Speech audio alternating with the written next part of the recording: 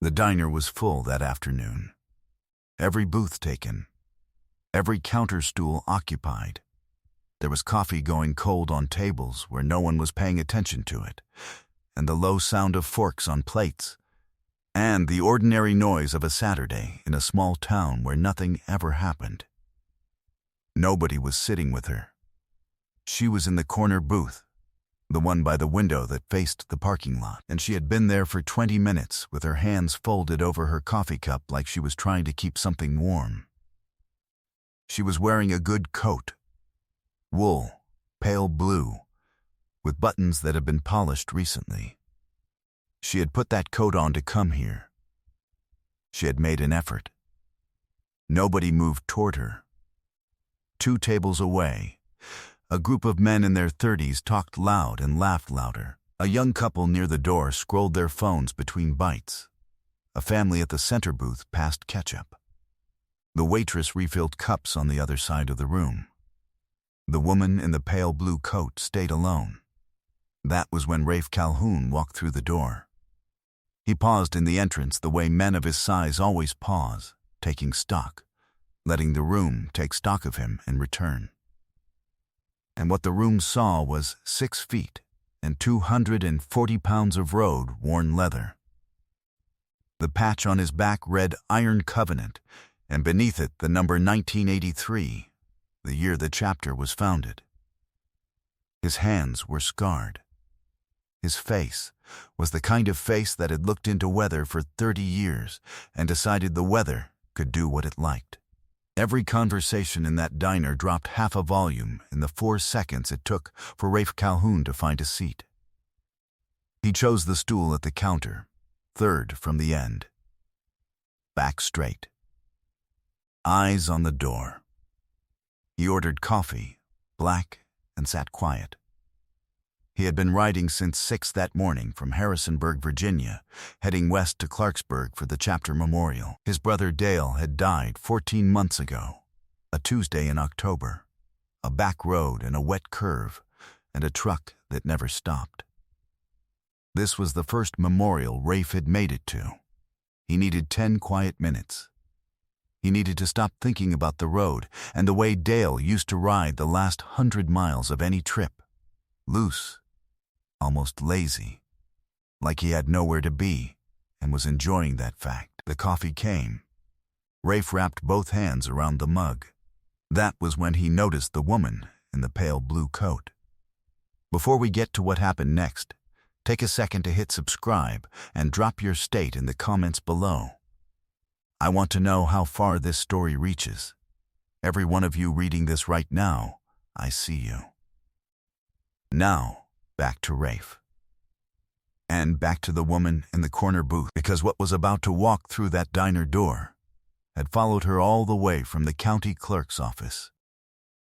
Her name was Nora Beaumont. She was 79 years old.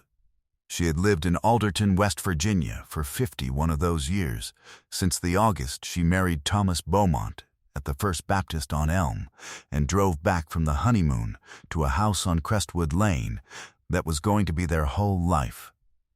It was. For 43 years, it was exactly that. Thomas had died 18 months ago, not suddenly, the long kind. The kind where you watch a person become a smaller and smaller version of who they were, and you hold their hand through every diminishment, and then one morning they are simply gone. And the house on Crestwood Lane is 6 rooms of silence. Nora still went out. That was the thing about her. She still wore the good coat when she went out. She still wrote birthday cards in cursive, real cards, the kind from the rack at the pharmacy, with her return address written carefully in the upper left corner. She still kept a small notebook in her purse with the names and birthdays of everyone she had ever loved, updated every January, because she believed that remembering people was a form of loyalty that cost nothing but attention. She had come to the diner today because she needed to sit somewhere that wasn't the house on Crestwood Lane. She had ordered coffee and a piece of pie she didn't especially want. She had been there 20 minutes. Not one person in that full diner had looked at her long enough to see who she was. She didn't expect it. That was the saddest part. She had stopped expecting it. What she was watching through the window, in the parking lot, was a car she recognized. A silver Lexus, out-of-state plates, parked at an angle across two spaces the way certain people park when they have decided that rules apply to other people. She knew that car. She knew the man who drove it. Her hands tightened around her coffee cup. His name was Preston Graff. He was 51 years old. He was a property developer out of Wheeling who had been buying up aging homes in Alderton for 2 years, paying undervalue to people who needed the money and had no one with enough knowledge to tell them what they actually had. He had tried to buy the house on Crestwood Lane 3 months after Thomas died. Nora had said no. He had come back. He had come back 4 times, each time with a new reason why she needed to sell. Each time with paperwork she had not read fully because she could not read the legal language and could not afford the lawyer that reading it would have required.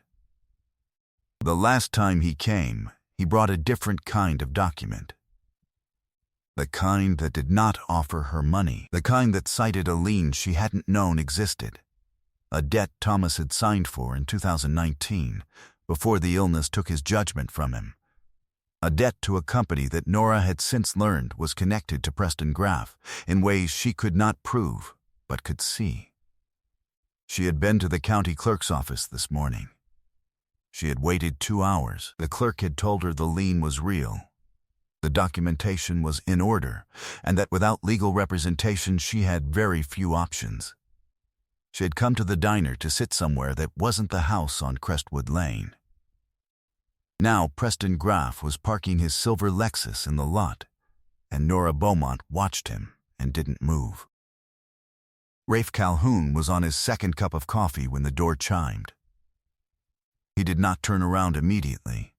He watched the room instead, a habit that had served him since he was 19 years old, and first understood that the way a room reacts to someone entering tells you more than looking at the person directly. The conversations didn't stop this time.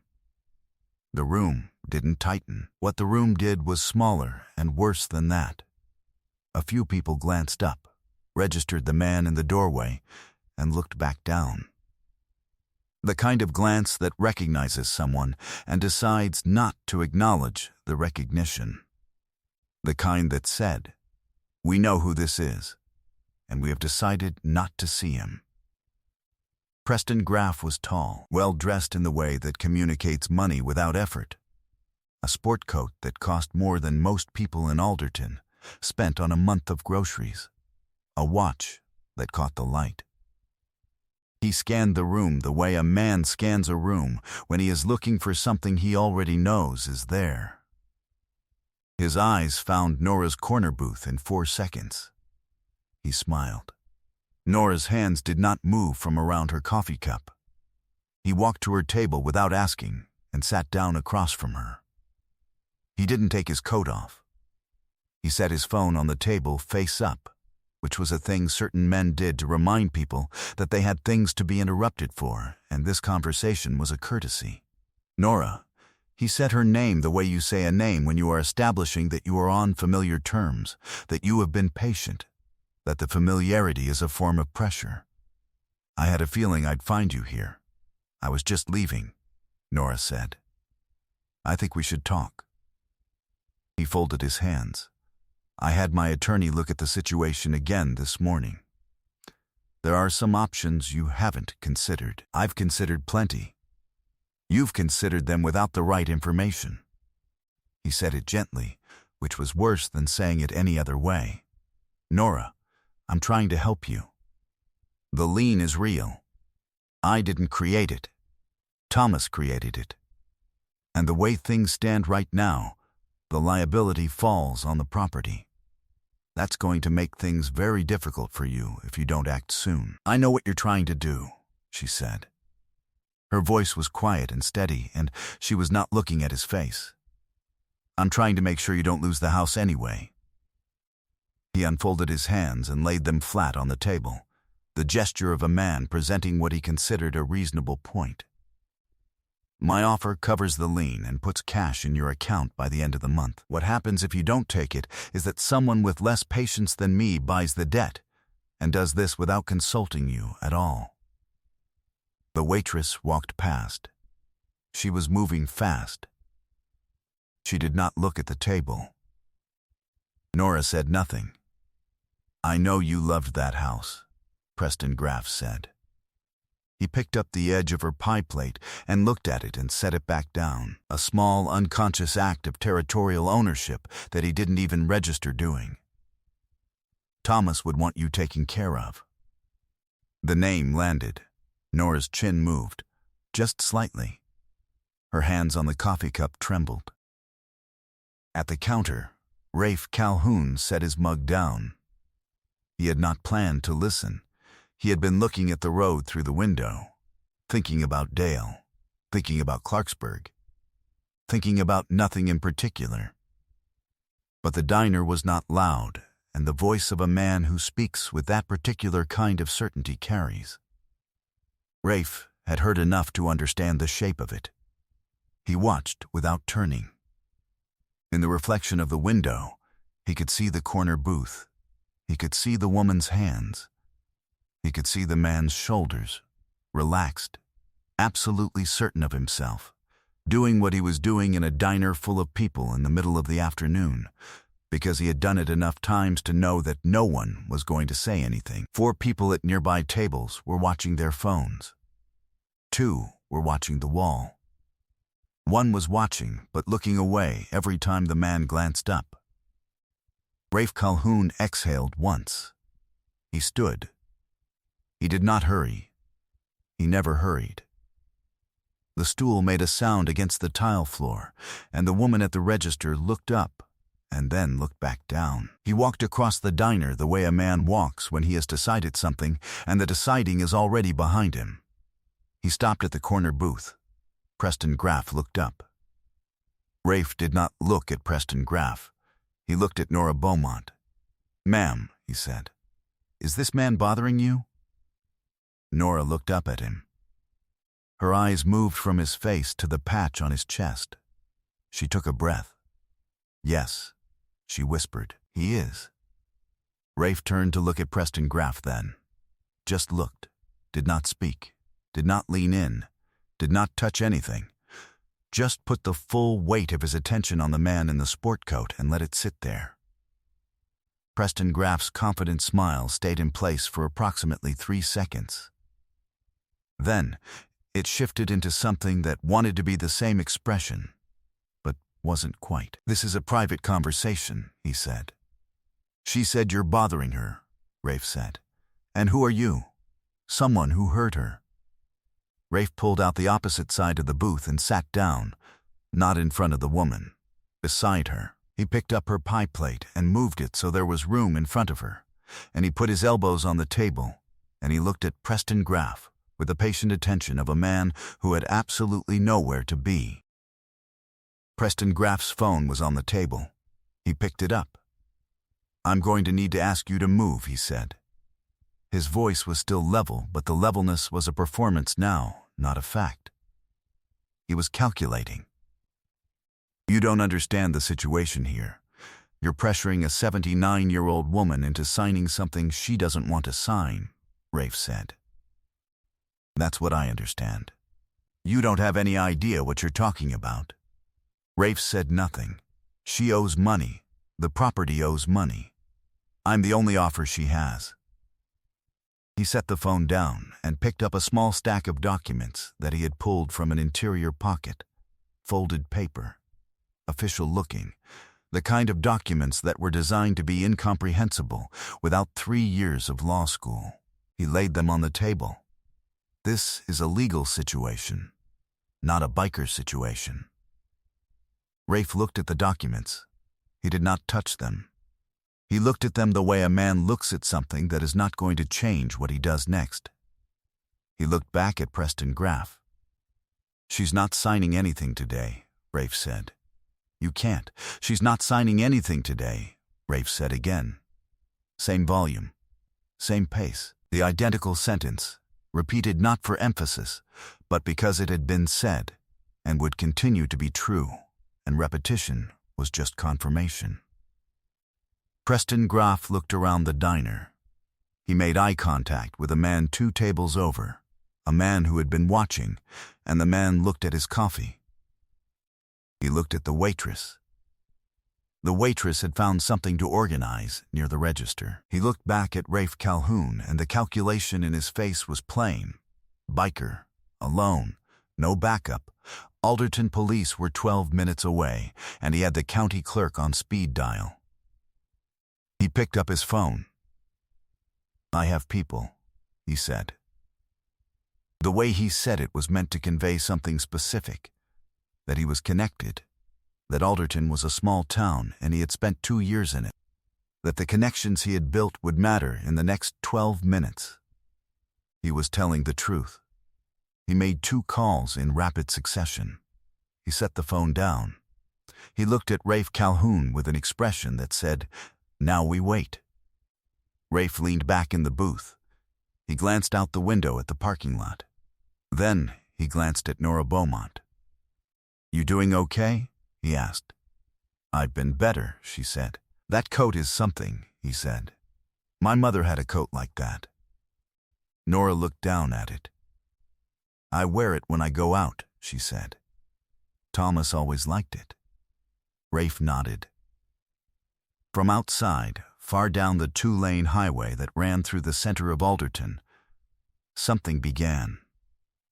Low at first, not quite identifiable, a frequency more than a sound, the kind that moves through the soles of your feet and into the floor before the ears have anything to do with it. Preston Graff did not notice it yet. Rafe Calhoun smiled. Just slightly. Just enough. "What's funny?" Preston Graff said. Rafe did not answer. He was watching the window. Outside, at the far end of the lot, headlights appeared on the highway. Then more. Then more. Engines. 30.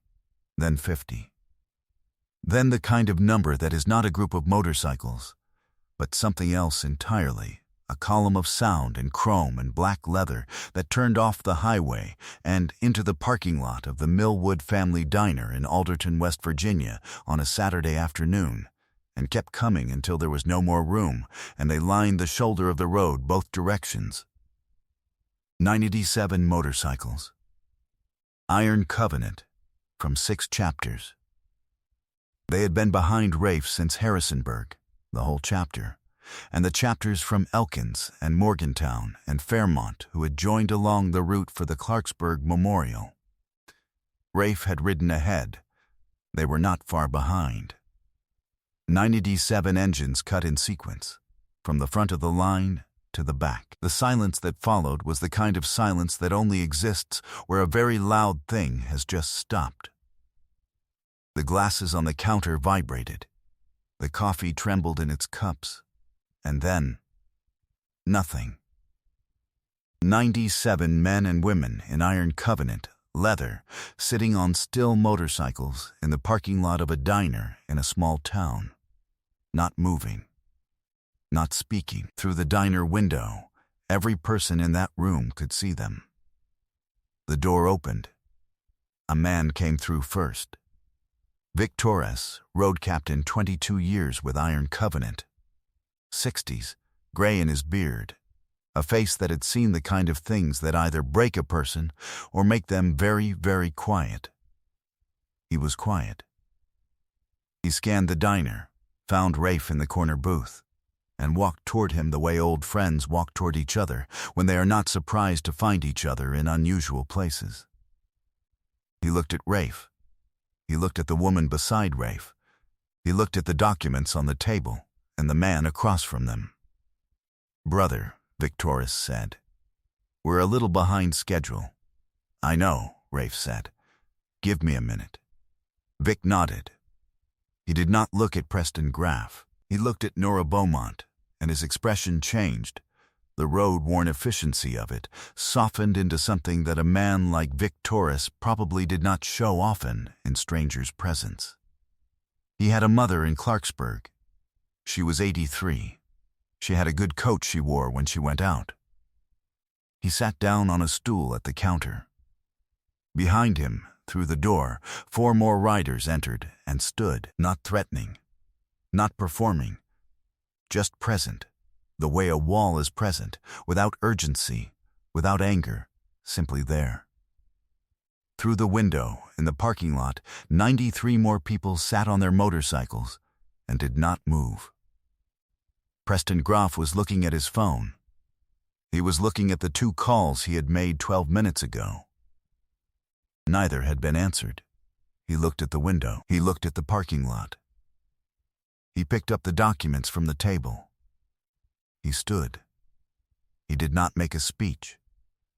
He did not issue a threat. He looked at Rafe Calhoun with an expression that had traveled a long distance from the confident patience he had walked in with. And he walked out of the diner and into the parking lot, and through the gap between 2 motorcycles and to his silver Lexus, and he drove away. The diner was quiet. Nora Beaumont looked at Rafe Calhoun. She looked at the window, where the parking lot was still full of motorcycles and riders in black leather who had stopped. For no reason she had earned and every reason they chose in Alderton, West Virginia, on their way somewhere else. "Why did you do that?" she asked. Rafe thought about it. "You were alone," he said. "And you had that coat on." Nora Beaumont found a lawyer the following Monday, a woman in Morgantown who had built her practice on exactly this kind of case. The lien Thomas had signed for in 2019 was challenged on grounds of diminished capacity and settled for 40 cents on the dollar by spring. Preston Graff's dealings in 3 other Alderton properties came under review by the county assessor's office after a formal complaint was filed, the details of which matched a pattern that the Morgantown lawyer had seen 3 times before. The house on Crestwood Lane stayed in Nora Beaumont's name. She still wears the pale blue coat when she goes out. She still writes birthday cards in cursive. She has added 1 name to the small notebook she keeps in her purse, Rafe Calhoun, with his chapter address in Harrisonburg, and a note beside it that says, "The man who sat down." She mailed him a card in December. He called her to say he received it. They talked for 20 minutes about his brother Dale, and about what it means to keep riding toward something after the person you were riding with is gone. He was in Alderton again in March. He had a cup of coffee at the Millwood Diner, 3rd stool from the end. He stayed an hour and a half and ate the pie. Nobody sat alone that afternoon. Rafe Calhoun pulled out of the Millwood parking lot that October Saturday at 3:47 in the afternoon, last in the line, his Harley falling into the rhythm of 96 engines ahead of him on the highway. He was going to Clarksburg. He was going to stand at his brother's memorial and hold the grief of it in the open, in the company of people who understood what that grief required. He had been alone that morning. He was not alone now. Neither was someone else. Sometimes strength walks through a door in leather and patches and takes up space without apology. Sometimes it is the quietest person in a loud room who makes the difference, not with noise, but with presence. Not with a speech, but with a question. Why is nobody sitting with her? And the answer, when it comes from the right person, changes everything. If this story reached you, if you believe there are still people in this world who notice what everyone else has decided not to see, hit that like button and share it with someone who needs to remember that. Subscribe so you don't miss the next story, and drop a comment below. Tell me where you're watching from, and tell me, would you have sat down?